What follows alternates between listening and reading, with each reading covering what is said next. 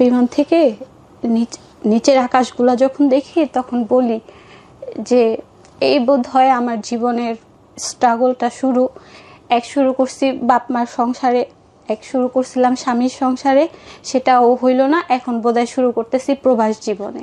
তোমার যে হাজবেন্ড তোমারে পাঠাইয়া দিল, মানে তুমি এত সুন্দর একটা মাইয়া বা তোমার এত কম বয়স, যেখানে তোমার সংসার করার কথা, তো তোমারে পাঠাই দিল, মালিকের বাসায় দিয়ে আসে, তখন সব কিছু বিকট। জি, আমার নাম মোসাম্মদ সোনিয়া আক্তার। সোনিয়া বয়স কত? 26। এখন 26 বছর বয়স। 26। আপনার জন্ম জেলা? ঢাকাতেই জন্ম, ঢাকাতেই বড়। ওকে, শুরু করেন আপনি। আমি ছোটবেলা থেকেই একদম খুব সেন্সিটিভ একটা মেয়ে। আমার বাবা একজন ছিলেন ড্রাইভার। 2008 সালে, তো 8 সালে আমার বড় বোনের যখন বিয়ে হয়, তখন আমার বাবার কাছে কোনো মানে বিয়ে দেওয়ার মতো কোনো থাকে না, একটা বড় ধরনের অ্যামাউন্ট, ওই অ্যামাউন্ট আমার বাবার কাছে ছিল না। আপনি তখন, আপনার বয়স কত? 13-14। তো আমার বোনের যখন বিয়ে হয়, তখন আমার বাবা ঋণ করে কিছু টাকা, ঋণ করে আমার বড় বোনকে বিয়ে দেয়। বোনের বিয়ের 3 মাস পরে আমার বাবা একটা বড় ধরনের অ্যাক্সিডেন্ট করে। মানুষের ক্ষতি হয় নাই, বাট গাড়ির যে যাত্রী ছিল ওনাদের ক্ষতি হয়েছে। হওয়ার পরে আমার বাবা গাড়ি রাইখা পালায় আসা পড়ে। তো সেই দিন আর বাসা আসে না, পরের দিন বাসা আসছে। তো সেদিন আইসা পুলিশ আসছিল আমাদের বাসায়, মালিক সহ। তো আমার বাবাকে আর পায় নাই। পরের দিন আমার বাবা আসছিল ভোর 4টা বাজে। বাবা আসার পর তারা কিভাবে যেন খবর পাইছে যে আমার বাবা বাসা আসছে, পুলিশ সহ ওই মালিক সহ বাসা আসছে। আসার পরে আনুমানিক 12টা দুপুর, তখন আমার বাবাকে ধরে নিয়ে যায়। আপনার সামনে? আমাদের সামনে, আমার ফুল ফ্যামিলির সামনে। বাবার যে মালিক উনি বলছে চিন্তা করেন না, যেভাবে হোক আমরা ছাড়াই নিয়ে আসুক। আমার বোন তখন ছোট, বড় বোনের বিয়ে হয়ে গেছে, আমি তখন ফ্যামিলির মেঝো মেয়ে, আমার কোনো বড় ভাই নেই এবং আমরা 3 বোন। বাবার যে মালিক ছিল উনি ওনার গাড়ি ছাড়ায় উনি চলে গেছে। তো আমার মা যখন ওই মালিকের কাছে যখন যায় আমার বাবা ছাড়ানোর কথা বলতে, তখন বলে যে ওনার একটা বড় কেস হয়ে গেছে, এটা আপনারাই মিট করেন, আমি আমার গাড়ি ছাড়াই নিয়ে এসে পড়ছি। কারো কাছ থেকে দেখি সুদে টাকা পাই কিনা বাবারে ছাড়ানোর জন্য, কারো কাছে কিস্তিতে টাকা উঠাইতে পারি কিনা বাবারে ছাড়ানোর জন্য। তো আমি তখন ক্লাস 7-এ পড়ি, ছোট বোনটা ক্লাস 1-এ পড়ে। মা তখন একজন গৃহিণী, কোনো কাজ করতো না। তো একটা টাইমে 1 মাস যায়, 2 মাস যায়, বুঝতাম যে আমার মা কত কান্নাকাটি করে, কত পরিশ্রম করে। সেই ভোরবেলা উঠা কাশিমপুর জেলখানায় চলে যেত আমার বাবাকে দেখার জন্য। আমরা 2টা বোন সারাদিন বাসায় একা থাকতাম। তো ওই টাইমটায় যেহেতু ক্লাস 7-এ পড়ি, স্কুল থেকে আইসা ছোট বোনটারে নিয়ে বাসায় থাকতাম। তো একটা সময় 1 মাস যায়, 2 মাস যায়, তো খুব অভাব, একবেলা খাইলে আরেক বেলা খাইতে পারি নাই, এরকম অভাব ছিল। আর বাসায় যেহেতু থাকি, তো 2-3টা ছোট ছোট বাচ্চা, ওদের পড়াইতাম। এমনও দিন গেছে আমার মা 1 পট চালের জন্য, মানুষের থাকে না পাশাপাশি ঘর, যে আপা 1 পট চাল হইব, আমি পরবর্তীকালে আপনারে দিয়ে দিব, এমনও দুর্দশার দিন গেছে আমাদের। আমরা খুবই কষ্টে জীবনযাপন করছি। বাবা তখনও জেলে, বাবা 8 মাস জেলে ছিল, 8 মাস জেলে ছিল। এবং আমি, আমার মা, আমার ছোট বোন কি পরিমাণ যে সংগ্রাম করছি ওই 8টা মাস, সেটা একমাত্র আমি, আমার মা আর আমার ছোট বোন জানি। একবেলা ভাত খেলে আরেক বেলা পাইনি, এবং দিন গেছে সারাদিন না খেয়ে গেছি। 10 টাকা 20 টাকার বাড়িতে যায় যে সমিতির যে টাকাগুলো উঠায়, পড়াশোনার বাদ দিয়া আমি সেই চাকরিটা নিচ্ছি, সেখানে আমার 800 টাকা বেতন, আমি ওইটাও ছেড়া দিচ্ছি। ছেড়া দেওয়ার পরে আমাদের পাশের রুমে তো উনি একজন গার্মেন্টসে কাজ করে। তো ওনাকে আমি জিজ্ঞেস করলাম, আন্টি আপনি তো গার্মেন্টসে কাজ করেন, তো গার্মেন্টসের বেতন কত? বলতেছে 1600 টাকা। তো তখন আমি বলি যে আন্টি দেখেন, আমার না এরকম অবস্থা, তো আপনি তো জানেন, তাহলে আমারই কি নিব? পরে বলতেছে হ্যাঁ নিব, তুমি তো নাম্বার মিলাইতে পারো, তোমারই নিব, মানে বডির ফরম পার্ট ব্যাক পার্টের যে বডিটা ওইটা মিলানোর জন্য। তা আমি বলতেছি তাইলে আমার বেতন কত দিব? হয়তো তোমার বেতন মনে হয় 1000 টাকা দিব। তো ওই যে 800 টাকা, ওইখান থেকে 200 টাকা বেশি। তা আমি বলছি পরে আমি যদি ভালো কাজ করি তাহলে আমার বাড়াইবো? হ্যাঁ বাড়াইবো, 1200 টাকাও করতে পারে, 1 বছর 6 মাস গেলে আবার 1200 টাকাও করতে পারে। তখন বলছে যে হ্যাঁ আমি করবো। গার্মেন্টসটা আমার বাবা কখনোই ভালো চোখে দেখতো না। দেখা যেতেছে একটা ভালো ফ্যামিলির সম্বন্ধ আসলে তখন শুনে যে মেয়ে গার্মেন্টসে কাজ করছে তখন একটা খারাপ, ভাড়া দিতে পারতাম না। হ্যাঁ, যেহেতু 6-7 মাসের ভাড়া জমে গেছে, তখন আমাদের টিন সেট দিছে রুম, বিল্ডিং রুম ছাইড়া আমরা টিন সেট রুমে গেছি। যাওয়ার পরে ওই বৃষ্টি আসলে পানি পড়তো ঘর দিয়া, তারপরে প্রচুর গরম যখন আসতো ঘরের ভিতর থাকা যেত না, খুবই মানে ভয়াবহ একটা দুর্দশা গেছিল। টিনের বাড়িতে আসলে টিনের বাড়ি নিয়ে অনেকে রোম্যান্স করেন, হ্যাঁ, যে বৃষ্টি পড়লে টিনের চালের মুটমুট শব্দ সব ঠিক আছে, কিন্তু টিনের বাড়িতে যখন থাকবেন তখন ওই বৃষ্টির শব্দটা শুধু ভালো লাগে না, গরমের সময় ভেতরে যে একদম পুরা মানে হিটারের মতো গরম হয়। আমি ছোটবেলায় টিনের বাড়িতে থেকেছি, আমি জানি, যে কারণে আমি বললাম টিন নিয়ে আসলে আসলে এক ধরনের ফ্যান্টাসি আমাদের বোধহয় কাজ করে, বিশেষ করে এসির ভিতরে থেকেই ফ্যান্টাসিগুলো কাজ করে। রিয়েল লাইফে আসলে ওই পান্তা ভাত কিংবা ওই টিনের চালওয়ালা ঘর এগুলো আসলে কষ্টেরই। হ্যাঁ, যাই হোক, তো বাবাও আসার পরে আমি গার্মেন্টস তো ছাইড়া দিই, আবার আমি ক্লাসে ভর্তি হই। কোন ক্লাসে ভর্তি হন? তখন ভর্তি ক্লাস 7 ছিলাম, তখন ক্লাস 8 পড়ি। নানি ভর্তি হওয়ার পরেই যাতায়াত করতে করতে তো একটা ছেলের সাথে আমার পরিচয় হয়। কিভাবে হয় পরিচয়টা? পরিচয়টা হয় আমি ওইখানে যখন স্কুলে যাই, তার সাথে একটা ভালো উনি দেখতো আমাকে। হ্যাঁ, তো ওই আমার যে ক্লাসমেট ওনার সাথে আর কি ভালো একটা, ওনার সাথে পরিচয়, বাট আমার সাথে না। তো উনি যখন ওনাকে বলে যে ওই মেয়েটাকে আমার ভালো লাগছে, তো মেয়েটাকে আমার ভালো লাগছে, তো ওই অনুযায়ী ওনার সাথে আমার কথা হয় কয়েকদিন। উনি আমার ফোন নাম্বার নেয়, কথা হয়, এবং আমারও ভালো লাগে। এরকম করতে করতে ওনার সাথে আমি প্রায় 1 বছর পর্যন্ত আমার রিলেশন ছিল। তখন ফ্যামিলিগতভাবেই আমাদের একটা, পারিবারিকভাবে আমাদের একটা বিয়ের সিদ্ধান্ত হয়। আপনার পরিবার জানলো কিভাবে? আমার পরিবারকে আমি জানাইছি যে আমি ছেলেটাকে পছন্দ করি। আমি যেহেতু স্কুলে পড়ি তখন আমাদের পাশের ঘরের এক ভাবি ছিল, তো ওনার মাধ্যমে আমি বলছি। তো সবকিছু মিলাইয়া ওনাদেরও পছন্দ হয়, আমাদেরও পছন্দ হয়।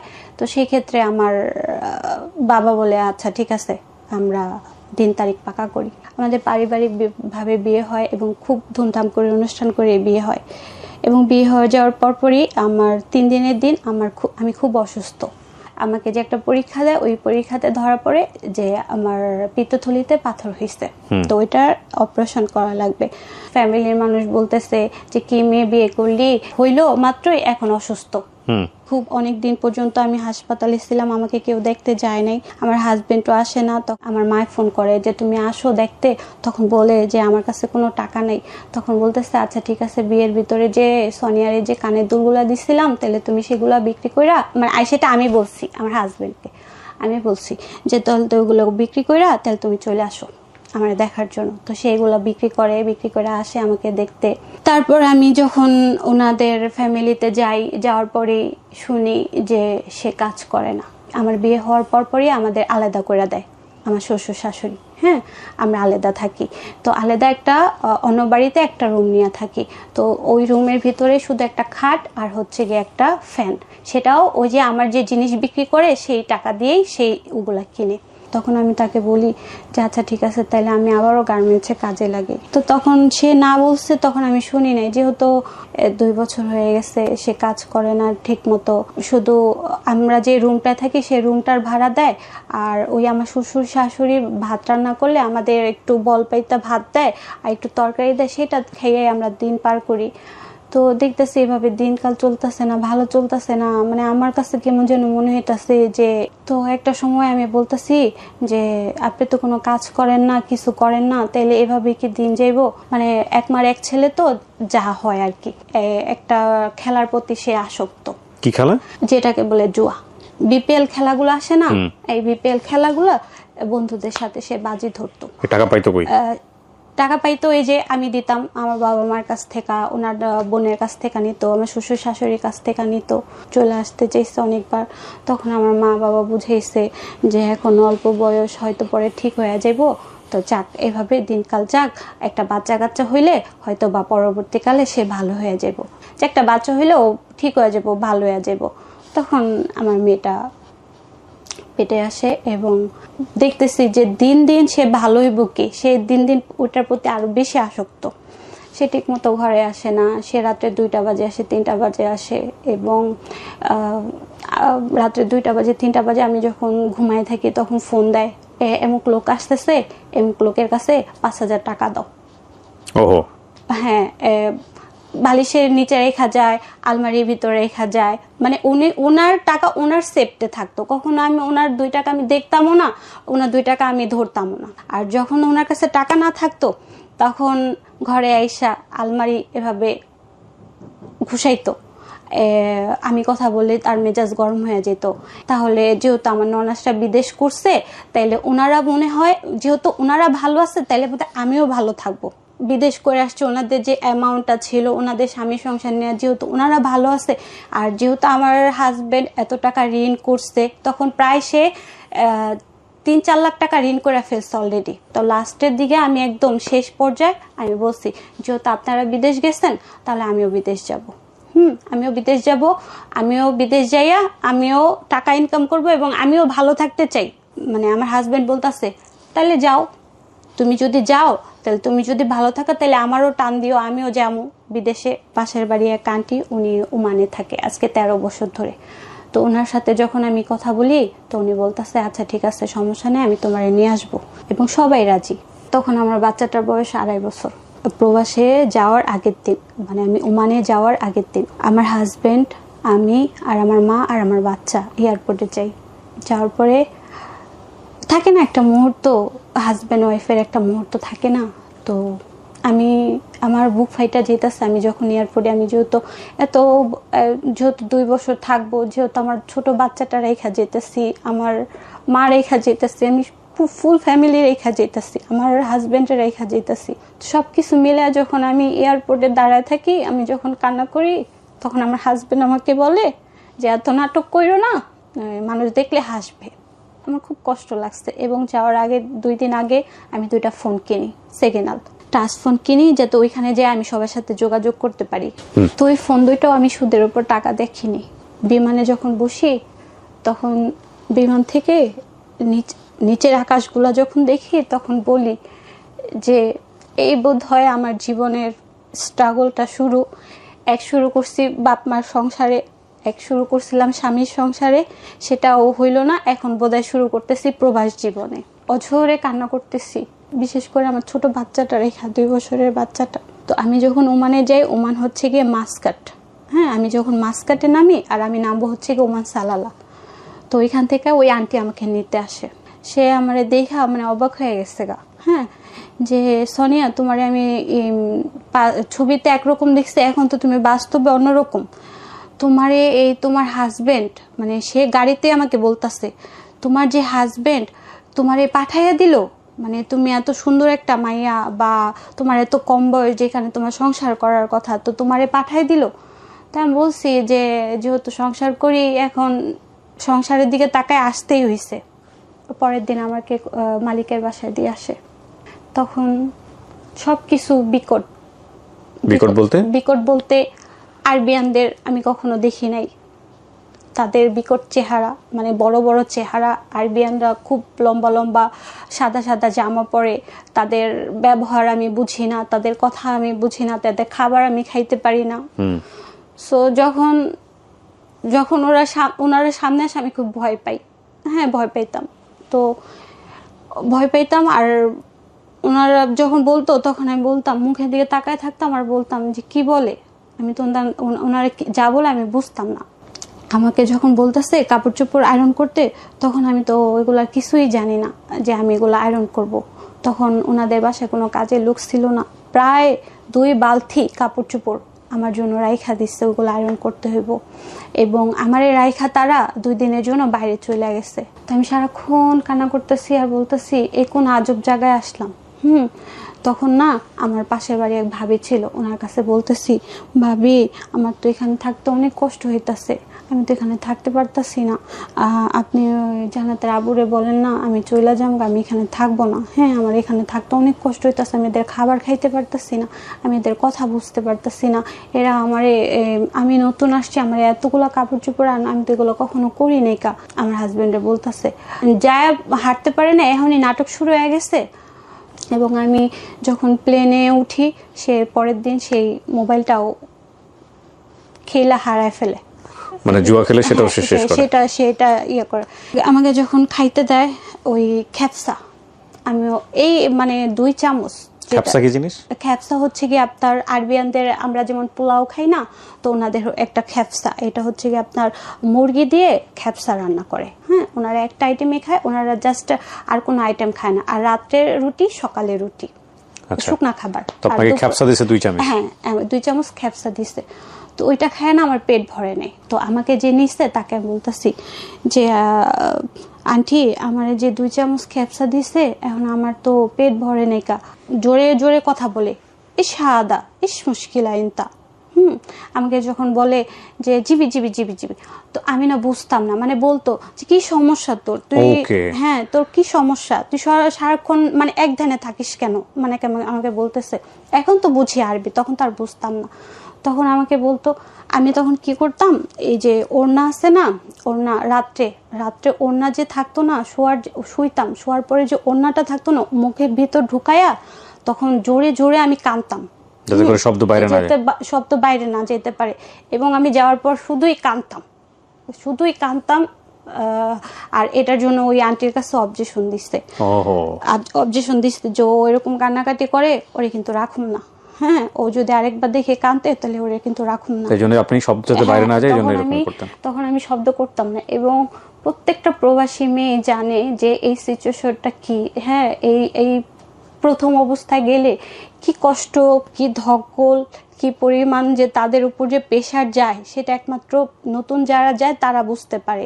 আমি থাকতেই চাই না, আমি ওনাদের বাসায় থাকতেই চাই না। তো থাকতে চাই না, পরে ওই আন্টির কাছে ওনারা ফোন দিচ্ছে।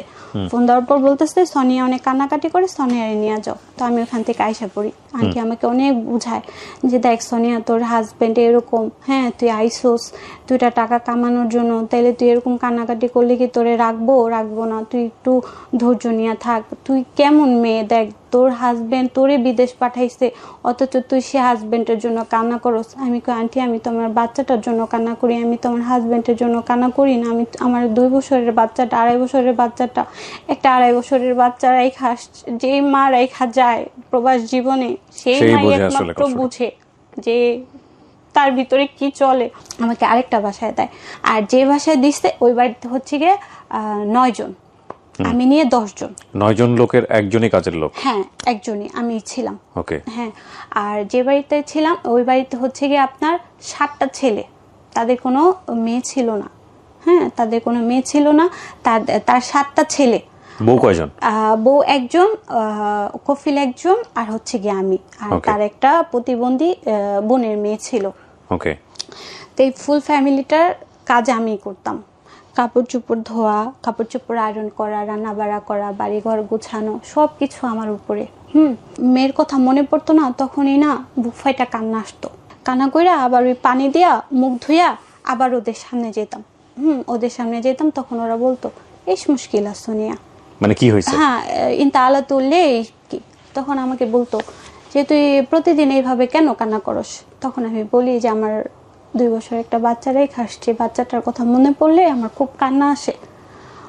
তখন ম্যাডাম বলে ও মিসকিন, এটা মিসকিন, মানে বলতেছে উফ কি মানে গরিব আমরা, যে একটা বাচ্চা রেখে আইসা পড়ি।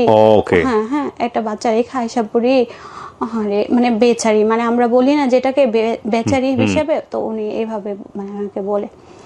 1 মাস যে কাজ করছে ওনার ওই আগের যে বাসা, ওই বাড়িতে আমার কোনো বেতন দেয়নি। এই যে বাসা আসছে ওই বাসার বেতন আমি আমার হাজবেন্ডের কাছে পাঠাইছিলাম। কত টাকা বেতন পান প্রথম মাসে? 21,000 বাংলাদেশি টাকা। 21,000 টাকা বাংলাদেশি টাকা, 21,000 টাকা মাত্র। হ্যাঁ, মাত্র। প্রিয় দর্শক এবং শ্রোতা, আপনারা দেখছেন বিকাশ রেমিটেন্স প্রবাসীর অন্তরের কথা। আপনারা নিশ্চয়ই জানেন বাংলাদেশের প্রায় 75 লাখেরও বেশি প্রবাসী যোদ্ধারা প্রতিনিয়ত পরিশ্রম করে যাচ্ছেন দেশের ভাগ্য উন্নয়নে। এই সব মানুষদের জীবনের নানা গল্প নিয়ে আমরা আসছি বিকাশ রেমিটেন্স প্রবাসীর অন্তরের কথায়। যারা গল্পগুলো বলতে চান তারা আমাদেরকে মেইল করতে পারেন sharemystory24@gmail.com, অথবা আমাদেরকে ফোন করতে পারেন 09639887777। চলে যাচ্ছি আবারও গল্পে। তখন মহামারী করোনার সময় আমি ওমান, হ্যাঁ 2019 সালে। আস্তে আস্তে আমার হাজবেন্ড আমার থেকে একটু ধাপে ধাপে দূরে চলে যেতেছে। কিভাবে বুঝলেন? যখন আমি টাকা পাঠাইতাম তখন খুব ভালো, আমি 50,000 টাকা চাইছে আমার কাছে। তো আমার কাছে তখন ছিল না, তখন আমার ম্যাডামের কাছ থেকে যেন আমি 2 মাসের অগ্রিম টাকাটা নিয়ে আপনি পাঠাবেন। নিয়ে আমি যাতে আমার হাজবেন্ডকে দেই। তো আমি বলছি না, এটা তো উনি আমার এক্সট্রা দিব না, আমি যেই মাস কাজ করব সেই মাসে সে আমাকে সেই টাকাটা দিবে, কিন্তু সে এভাবে আমার টাকা দিবে না। তো তখন আমি তাকে 40,000 টাকা দিই, সেই টাকাগুলা সে নষ্ট করে ফেলছে। তো একটা সময় যখন শুনি যে ঘর ভাড়াও সে ঠিক মতো দেয় না, সে কাজও করে না, সে আমার টাকার উপর ডিপেন্ড করে সে চলাফেরা করে। আপনাকে এগুলো বলেছে কে? বলেছে আমাদের পাশের ঘরের একজনে, ওনার সাথে, উনিও ওমানে থাকে। হ্যাঁ, তো উনি ওমান থাকে, উনি আবার ওর পাশের ঘর থেকে ওনার ভাগ্নির সাথে কথা বলতেছিল। তখন বলতেছে, আন্টি আন্টি দেখো, ওই সনি আন্টি জামাইয়ের ঘরে না, জামাইয়ের না ধরতে আসছে পুলিশে। তো হ্যাঁ, তো উনি আবার বলতেছে কি ক্যামেরাটা ঘোরাতো, তো উনি আবার ক্যামেরাটা ঘুরাইছে, ঘুরে দেখতেছে যে পুলিশ আমার রুমে গেছে, মানে আমার হাজবেন্ডের রুমে গেছে। যখন দেখতেছে যে পুলিশ আসছে, তখন উনি ফোনটা কাইটা সাথে সাথে সে আমারে ফোন দিছে যে সোনিয়া, তুমি এখান দিয়ে টাকা পাঠাও, আর তোমার জামাই এখান দিয়ে টাকা এভাবে ছড়ায়, এই যে দেখো তোমার ঘরে তোমার জামাইরে পুলিশ ধরতে গেছে। তোমার জামাই ঘরের ভিতর বসে বসে জোয়ার আড্ডা বসাইছে। ওকে, আমার মাথা ঠিক নাই, মানে আমি কি করবো। তার বোনের জামাই তার ছাড়াই নিয়ে আসছে, আসার পরে সে আমাকে ফোন দিচ্ছে। ফোন দেওয়ার পর আমি তো বলতাছি, আমি তো হাসি মুখে কথা বলতেছি, তো বলার পর আমি বলতাছি, তাই বাসায় কিভাবে পুলিশ আসে? হ্যাঁ, পুলিশ আসছে কেন? কয় তোমারে কে কইছে? আমি শুনছি। তো শোনার পর আমি ওনার সাথে খুব রাগারাগি করি, এবং সেও আমার সাথে রাগারাগি করে যে খেলছি, তোর টাকা দিয়ে খেলছি, এটা আমার টাকা দিয়ে আমি খেলছি, তোর এত সমস্যা কি? তুই বিদেশ থাকুস, বিদেশের কাজ কাম নিয়ে থাকবি, তুই আমার ব্যাপারে এত নাক গলাস কে, আমার ব্যাপারে এত কথা বলস কে? তো ওই টাইমটা থেকেই না আমার একটা সেন্স আসছে যে আমি যেহেতু প্রবাসে থাকি, আমি যেহেতু টাকা মাসের পর মাস বাংলাদেশে ছাইরা দিতেছি, হ্যাঁ, আমার কাছে আমি কিছু ধরে রাখতে পারতেছি না। আমি বাংলাদেশে গেলে আমার যেহেতু আমার হাজবেন্ডের আমি এই পরিস্থিতি দেখতেছি, তখন আমি কি করব? দেশে যায় টাকা পাঠানো বন্ধ করে দেন? তখন আমি টোটালি টাকা পাঠানো বন্ধ করে দিই 2020 সালে। তখন আমি একটা সময় তারে ব্লক মারি। শুধু টাকার জন্য ব্লক মারলেন? হ্যাঁ, ওই যে আমাকে বলে যে টাকা দিতে দেওয়ার জন্য, এই সাথে আমার শুধু খারাপ ব্যবহার করে। 3 দিনের দিন আমি তার ব্লকটা আবার খুলি, আবারও করতেছে, মানে আবারও সেই টাকার জন্যই আমাকে কথা বলে। তো এ পর্যন্ত আমি তার অ্যাকাউন্টে না হলেও 2 থেকে 3 লাখ টাকা দিচ্ছি। হ্যাঁ, অ্যাকাউন্টে না, মানে বিকাশের মাধ্যমে, যে আমি তারে 2-3 লাখ টাকা দিচ্ছি। তাহলে আমি বিকাশের মাধ্যমে ওখান থেকে টাকা পাঠানো যায়? হ্যাঁ। কিভাবে পাঠাতেন বিকাশের মাধ্যমে? বিকাশের মাধ্যমে ওখানে বাঙালিরা ছিল, বাঙালির যে ফ্যাক্স লোডের মতো সেম, ওনারা ওইখানে টাকা রিচার্জ করতো। মানে আপনি দিতেন, ও ওখান থেকে ভাবে রিচার্জ? একদম বাংলাদেশের মোবাইলে ঢুকতো? একদম বাংলাদেশের মোবাইলে আসে। এত ইজি? হ্যাঁ, এত ইজি। ওকে। যখন আমি দেশে আসার জন্য বাচ্চার বাবা আমাকে চাপ দিতেছে, তখন আমি আমার কফিলের কাছে বলি আমার 2 মাসের জন্য ছুটি দেয়। তো ছুটি দিচ্ছে আমাকে, তখন করোনার সময় আমি ছুটিতে বাড়িতে আসি। যেদিন আসি তার 3 দিন পরই তার সাথে আমার বিরাট ধরনের একটা গ্যাঞ্জাম। 2 দিনের দিন আমার বলতেছে যে আমি কত টাকা এই 13 বছরে ইনকাম করছি, এই ইনকামের টাকা যদি আমি তারে বলতে পারি, হ্যাঁ, কোথায় কোথায় খরচ করছি এবং আমার কাছে কত টাকা আছে, তাহলে সে আমার সাথে সংসার করব, নাহলে আমার সাথে সংসার সে করবে না। তো এগুলো যখন বলার পর আমি বলছি যে কোন জায়গায় আছে যে একটা মেয়ে মানুষ টাকা ইনকাম করে এবং হাজবেন্ডের কাছে সেই হিসাবটা দিব, হিসাবের সাথে মিললে সেই মেয়েটা সংসার করবো, আর নাইলে করবো না। একটা বড় ভাইয়ের মাধ্যমে মানে একটা ঘরোয়াভাবে একটা বিচার হয়েছে। তো ওই বড় ভাই বলতেছে যে তুমি তো তোমার বউরে বিদেশ পাঠাইছো, এখন তুমি কি তোমার বউরে বিদেশ পাঠাইতে চাও আরেকবার? পরে বলে না বলছে। তখন আমিও বলছি যে না, আমি আর যাবো না। আমার কাছে যে 70,000 টাকা ছিল, উনি চাইতেছে ওই টাকাটার সাথে আমি আরো কিছু টাকা দিয়া ওনাকে একটা সিএনজি কিনা দিই, যেহেতু উনি সিএনজি চালাইতে পারে। তো আমাকে 70,000 টাকা তো আর একটা সিএনজি হয় না, আরো কিছু টাকা লাগে। তো ওই টাকাটা ওনার কাছেও নাই, আমার কাছেও নাই। তো উনি এই ক্ষেত্রে বলে যে তাইলে আরেকবার যাও। তা আবার আমাকে একটা সুযোগ দিল বিদেশে আসার জন্য, ওমানে আসার জন্য আবার একটা সুযোগ দিল। সেই সুযোগে আমি আসলাম। বাবার সাথে কথা বলে আসছি, যেদিন টিকিট দিছে তারপরের দিন আমার বাবা মারা গেছে। আপনি কি তখন কোথায়? আমি বাংলাদেশে। আমার আব্বা মারা যাওয়ার 6 দিন পর আবার আমি চলে যাই ওমানে। পরের মাসে থেকে আমি আর টাকা পাঠাই না বাংলাদেশে, পাঠাই না। 2 মাস 3 মাস সে দেখছে যে আমি আর টাকা পাঠাইতেছি না।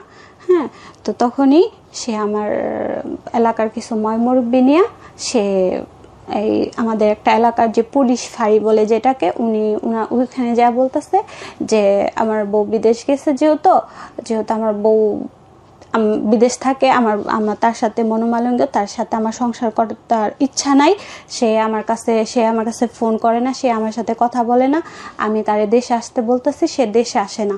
তো এই ক্ষেত্রে কি আমি তারে ডিভোর্স দিতে পারবো? হ্যাঁ, ডিভোর্সের একটা কপি পাঠাইতে পারো।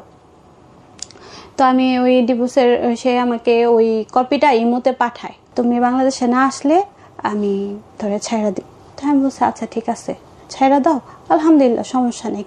আমি এখন এখানে আসছি, আমি 1.5 বছর থেকে আসছি, 5 মাস ধরে আমার নতুন করে আবার ভিসা লাগাইছে। এখন আমার কোনো মুহূর্তেই তারা আমার আর যাইতে দিব না বাংলাদেশ, তো যাইতে দিব না। এখন কি আমি তাদের সাথে ঝগড়া কইরা বা তাদের সাথে মারামারি করে আসতে পারবো না। তো এখন তোমার যেটা ইচ্ছা সেটা করো। তো সে একটা পর্যায়ে তখন বলতেছে আচ্ছা ঠিক আছে, তাহলে তোমার মারে আমাদের বাসায় পাঠাও। তখন আমার মা যায়, এবং আমার তো আর গার্জিয়ান বলতে কেউ নেই। যাওয়ার পরে আর ওনাদের ফ্যামিলি সবাই থাকার পরে একটা পর্যায়ে কাজীরে ডাকে, কাজীরে বারবার বলতেছে দেখেন উনি যেহেতু বিদেশ থাকে, আপনাদের যেহেতু দুজনেরই মাথা গরম, তো উনি বাংলাদেশে আসুক, আসার পর আপনারা ডিসিশন নিন, এখন যেভাবে আছেন সেভাবেই থাকেন। কিন্তু সে বলতেছে না, আমি তারে বাংলাদেশে আসতে বলি, সে আসে না, আমি এই মুহূর্তে তারে আমি ছাইড়া দিই। তো ঘরোয়াভাবে যেমন বিয়ে হয় তেমন ঘরোয়াভাবেই আমাদের ছাড়াছাড়ি হয়ে যায়। আপনি ছিলেন ওই সময়টাতে ফোনে? আমি তখন ওমানে ছিলাম। ফোনে ছিলেন? হ্যাঁ, ফোনে ছিলাম। ওই সালিশের মধ্যে আপনার বক্তব্য ছিল? হ্যাঁ। কি ছিল আপনার বক্তব্য? কি ছিল আমার বক্তব্য? যখন আমাকে কাজে জিজ্ঞেস করছে যে আপনি কি উনার সংসার করতে চান, এখন আমি বলতেছি আমি যদি করতে চাই, উনি তো করতে চায় না, হ্যাঁ, বা ওনার যে ইচ্ছা উনি আমাকে ছাইড়া দিব, তো দরকার নেই। আপনি শুধু আমাকে একটা জিনিস বলেন যে উনি ছেড়ে দিতে চাচ্ছে বিষয়ে আপনার কোনো দ্বিমত ছিল কিনা, নাকি আপনি সেটা মেনে নিয়েছেন? হ্যাঁ, আমি মেনে নিছি। ব্যাস, দ্যাটস অল। Okay, fine. তারপর তো উনি যখন আমারে কান্নাকাটি করে মানুষের কাছে বলে যে উনি ভুল করছে, তখন আমি সেটাতে মানে গইলা যাই। আমি তার কথা অনুযায়ী আমিও বলছি যে আচ্ছা ঠিক আছে, তাহলে ভুল যেহেতু করছেন, তাহলে আমি আপনার সাথে আবার সংসার করতে পারি। মানে সালিশের মধ্যে 3 তালাক দিয়েছিল? হ্যাঁ, 3 তালাক সে মুখে দেয় নাই, সে লিখিত।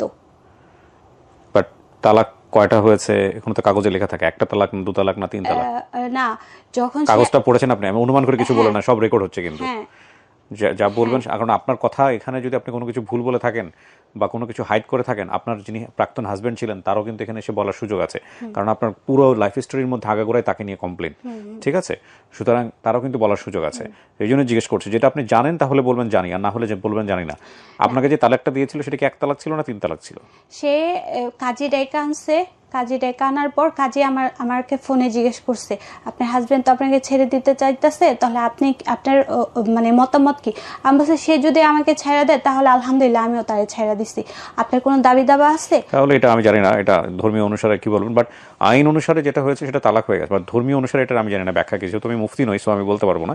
বাট এটা যদি 3 তালাক হয়ে থাকে তাহলে এটাই ভাবে ফেরার সুযোগ নাই ধর্মীয়ভাবে, বাট আইনানুগভাবে বোধহয় আছে, I am not sure.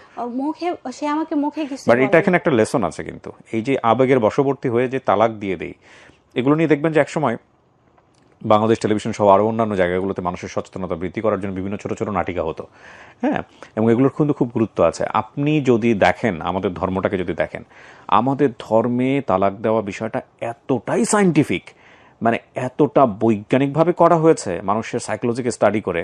Psychology study কি বলবো, মানে আল্লাহর নির্ধারিত নিয়ম আমি যদি বলি, মানে এর চেয়ে বেস্ট পদ্ধতি আর কোনো জায়গায় হতে পারে না।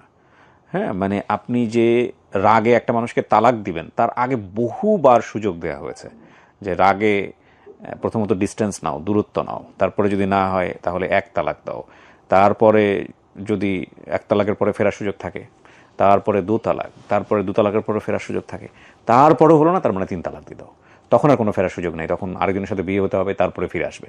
সো এই যে ব্যাপারটা, মানে কতটা বৈজ্ঞানিক, তাই না? কিন্তু আমরা রাগের বশবর্তী হয়ে অনেক বড় ভুল করে ফেলি, যেটা হয়তো ওনাদের ক্ষেত্রে হয়েছে। জি, আপনি বলছিলেন যে আপনার প্রাক্তন হাজবেন্ড তখন কান্নাকাটি করছে এবং আপনিও ভুলে গেছেন যে আপনারও মনে হয়েছে। আমিও ভুলে গেছি এবং ভুলা যাইয়া তাকে বলছি হ্যাঁ আমি আবার আপনার সাথে সংসার করতে চাই, ঠিক আছে আপনি যদি নতুন জীবনে ফিরে আসেন তাহলে। নতুন জীবন বলতে আমি তারে বলছি যে যদি আপনি ওই যে বাংলাদেশে যেই কাজগুলা করেন ওইগুলা বাদ দিয়ে যদি আপনি সৌদি আরবে বা ওমানে যে কোনো একটা বিদেশে যাওয়ার উদ্যোগ নেন তাহলে আমি আপনার সাথে সংসার করব, ঠিক আছে। তখন হ্যাঁ বলছে হ্যাঁ আমি বিদেশ যাব। তখন তাকে আমি পাসপোর্টের টাকা দিই, তাকে আমি মেডিকেলের টাকা দিই এবং সে বিদেশ যে আসছে সম্পূর্ণ তারে আমি নিয়ে আসি। কোথায় নিয়ে আসেন? এই সৌদিতে। আপনি কোন দেশে? আমি তখন ওমানে। 2020 সালে আমি ওমান থেকে বাংলাদেশে আসি। আসার পরে ওয়ার্ড্রোফের ভিতরে আমি একটা কাগজ পাই। তো কোন ওয়ার্ড্রোব? আমাদের ঘরের ওয়ার্ড্রোব। ওনার যে ঘর ছিল ওনার ঘরের ভিতরে একটা কাগজ পেয়েছি আমি, ঠিক আছে। সেটা হচ্ছে গিয়ে আমি বের করে দেখি যে আমার যে ডিভোর্স পেপার। প্রতিনিয়ত আমার কাছে বলছে যে এটা তালাক হয় নাই, এটা জাস্ট সে সাইন দিছে, সেটা উকিলের মাধ্যমে উকিলের কাছে গেছে, উকিলে সে কাগজ পাঠাইছে, কিন্তু আমার বাসায় কোনো কাগজ যায়নি। হ্যাঁ, সে টোটালি এটা অস্বীকার করছে যে এটা হয়নি তালাক। হ্যাঁ, তো যেহেতু আমি এটা কাগজটা পাইছি ওনার কাছে জিজ্ঞেস। কাগজে কি লেখা ছিল?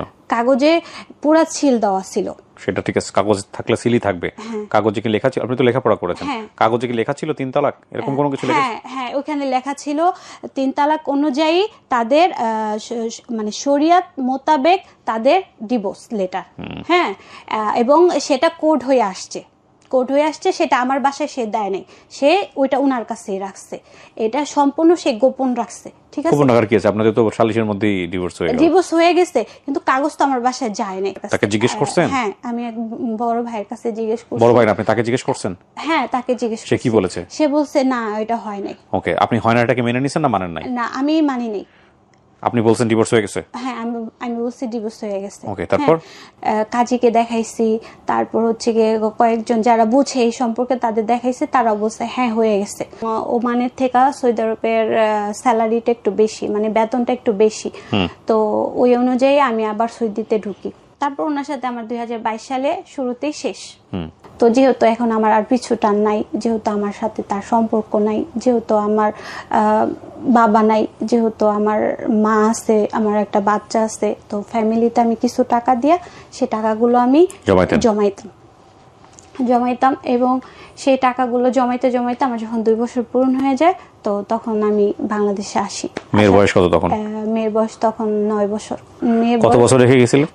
মেয়েকে রেখে গেছিলাম 2.5 বছর। 9 বছরেও আপনাকে তেমন একটা কাছে পায় নাই? না, এই 9 বছরেও আমাকে কাছে পায় নাই। বাবার কাছ থেকেও বিচ্ছিন্ন ছিল এবং মায়ের কাছ থেকেও বিচ্ছিন্ন ছিল। আপনি 2 বছর পরে বাংলাদেশে আসলেন? হ্যাঁ, 2 বছর পর বাংলাদেশে আসছি। তখন আমার কাছে আমার অ্যাকাউন্টে 4 লাখ টাকা। আচ্ছা, আমার অ্যাকাউন্টে 4 লাখ টাকা। আমার আত্মীয় স্বজনের সমস্যা। কি সমস্যা? সমস্যা সবাইরই। এখন আমি বিদেশ থেকে আসছি, দেখা যেতেছে এর মেয়ে বিয়ে দিবে, হ্যাঁ আমার মামার মেয়ে বিয়ে দিবে, তখন আমার কাছে আসছে, তখন আমি তার কিছু টাকা দিই মামাকে। তারপরে হচ্ছে গিয়ে আমার ছোট বোনের আমি কিছু টাকা দিই। তারপরে হচ্ছে গিয়ে আমার একটা জায়গা ছিল আমার মার নামে, ওই জায়গাটা আমি রেজিস্ট্রেশন করার জন্য কিছু টাকা দিই। তো এভাবে করতে করতেই না আমার 4 লাখ টাকা শেষ। আমার 4 লাখ টাকার ভিতরে আমার আর কোনো টাকা নেই। হ্যাঁ, যাওয়ার জন্য আবার আমি উদ্যোগ নিই যে না, আবার 2 বছর থাকতে হবে। জ্বর নিয়েই আমি আবার বিদেশ যাই। হ্যাঁ, শরীর অসুস্থ নিয়ে আবার বিদেশ যাই। তো জ্বরটা হওয়ার পরে আমি ভালোভাবে সুস্থ না হয়ে আমি যাওয়ার কারণে আমি ওইখানে 3 মাস থাকা, মানে সৌদি আরবে 3 মাস ছিলাম। 3 মাসের সময় আমি আবার অসুস্থ হয়ে যাই। হ্যাঁ, অসুস্থ হয়ে যাওয়ার পরে আমি আবার ব্যাক আইসা পড়ি এই বাংলাদেশে আইসা পড়ি। এখন আমি পুরাই শূন্য। পুরাই শূন্য। আমি কারোর কাছ থেকে টাকা, যারা আমার কাছ থেকে টাকা নিচ্ছে তাদের কাছ থেকেও টাকা পাইতেছি না এবং আমার নিজের কাছেও কোনো টাকা নাই এবং আমি এখন টোটালি জিরো। তো ঘুরা ফিরা যখন প্রবাসীদের একটা কথাই বলা হয় যে 6 বছর বিদেশ থাইকা কি করলি, প্রশ্নটা তো করাই উচিত, তাই না? এটা শুধু আমার ক্ষেত্রে না, এটা প্রত্যেকটা প্রবাসীদের একটাই প্রশ্ন। সংসারটা থাকলো না, বাচ্চা পাইলেন না, এক অর্থে বাচ্চা তার শৈশব হারালো। আপনিও জীবনের সবচেয়ে গুরুত্বপূর্ণ সময়গুলো বিদেশের মাটিতে হারালেন। পরবর্তীতে বিয়ে শাদী হয়েছে? না। এখনো বিয়ে শাদী করেননি। জি না। আপনার ডিভোর্স হয়ে গেল 2022 সালে, 3 বছর আপনি বিয়ে শাদী করেন। আপনার বয়স কত বলছিলেন? এখন বর্তমানে 26। বিয়ে শাদী করার ইচ্ছা আছে? এখন আমার কোনো ইচ্ছা নাই। কেন? ইচ্ছা নাই এখন, ইচ্ছা নাই এটাই যে এখন আরো সামনের দিকে যাইতে চাই। বাচ্চাটা বড় হয়েছে, বাচ্চাটা নিয়ে আমি থাকতে চাই। মাও আছে, আমার ফ্যামিলি। আপনার ছোট বোন? আমার ছোট বোন বিয়ে হয়ে গেছে। মানে আপনি, আপনার মা আর আপনার বাচ্চাটা নিয়ে একটা সংসার। সংসার কিভাবে চলে? এই যে আমি বিদেশ যাই, এই বিদেশ আবার মাঝে মাঝে চলে যান বিদেশে, হ্যাঁ, বিদেশে 1 বছর চলে 2 যাই। বছর করে যান। বিদেশে চলে যাই। আমার আমার যে বেতনটা, এটা দুই ভাগে ভাগ করা হয়। একটা আমার অ্যাকাউন্টে থাকে, একটা ফ্যামিলির অ্যাকাউন্টে থাকে। মানে ফ্যামিলির জন্য আমি পাঠাই। আমার ফ্যামিলি, ঘর ভাড়া, আমার বাচ্চার খরচ। ঠিক আছে, এগুলো বিস্তারিত দিয়ে- না যাই, কিন্তু কথা হচ্ছে যে এভাবেই জীবন চলবে। এখন প্রবাসীদের এভাবেই জীবন যায়। আমি প্রবাস জীবনের গল্প আসলে মাত্র কয়েকটা এপিসোড করেছি, আপনারা জানেন, এবং এই গল্পগুলো আমি তুলে নিয়ে আসতে চাই। এবং সত্য কথা বলতে যেটা, যে এটার একটা অদ্ভুত সাড়াও পেয়েছি। বিশেষ করে আমি যখন প্রথম দিকে আপনাদেরকে জানিয়েছিলাম, প্রচুর মেইল এসেছিল। আবারও আহ্বান করছি, যারা প্রবাস জীবনের গল্পগুলো আমাদের এখানে বলতে চান, আমরা সেই গল্পগুলো তুলে নিয়ে আসতে চাই। বাংলাদেশের মানুষকে জানাতে চাই যে কী পরিমাণ কষ্ট, কী পরিমাণ শ্রম, কী পরিমাণ ত্যাগ এই সব ডলারের পেছনে থাকে, যে ডলারের উপরে আমাদের অর্থনীতি দাঁড়িয়ে আছে। এই মানুষদের গল্পগুলো একটু আপনাদের জানা উচিত। সোনি, আপনাকে ধন্যবাদ। আপনার ব্যস্ত সময়ের কিছুটা সময় আপনি আজকে এখানে দিলেন। আমি জানি আপনার পুরো গল্পটা এখানে উঠে আসেনি, খণ্ড খণ্ড করে এসছে আমাদের সময়ের সীমাবদ্ধতার কারণে। যতটুকু বলেছেন ততটুকু হয়তো আমি প্রেসাইজলি এডিট করে আরও কম করে প্রচার করব।